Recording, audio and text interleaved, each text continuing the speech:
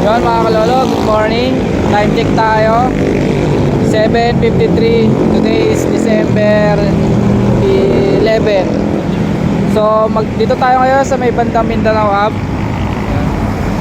Dito rin tayo nag-release nung una nating mga panlaban sa South. Yung motor natin. So ito yung apat na YD na balak natin ihabol sa SDR. So sana makompleto sila ngayon.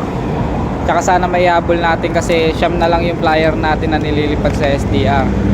So ito sa tropa natin to, fancier din, tatlo veterans na to, sinabay ko para at least may guide yung ibon natin. So maliit yung chance na mawala sila kasi mga YB talaga to. So pero naitotos naman natin to paunti-unti.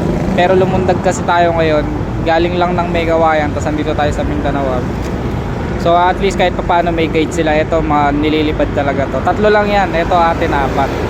So pakalmahin lang natin. Tapos siguro masaktong 8 release natin. So syempre tatimingan din natin yung mga dumadaan. Syempre delikado rin yan sa lalo sa mga motor. Tsaka baka sumalpok ibon natin sa track. So mamaya kapag 8 na, kapag tumumal saglit yung dumadaan, release na natin sila. Bali pito lang naman lahat, kaya hindi naman ganun kadelikado dito. Ito yun lang. Sakto, may lumili kong track. Pwede natin i-release to. Release natin.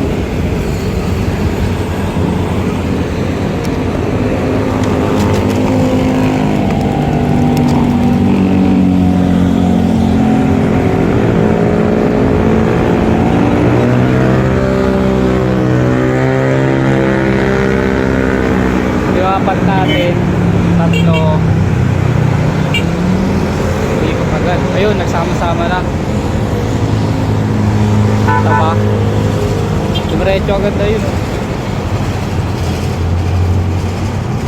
Yan yung way sa atin, dumiretso, hindi na umiikot. Saan na ba? Makita. Ayun, medyo malayo na makita eh. Pero yun, gumuwi na dun sa atin.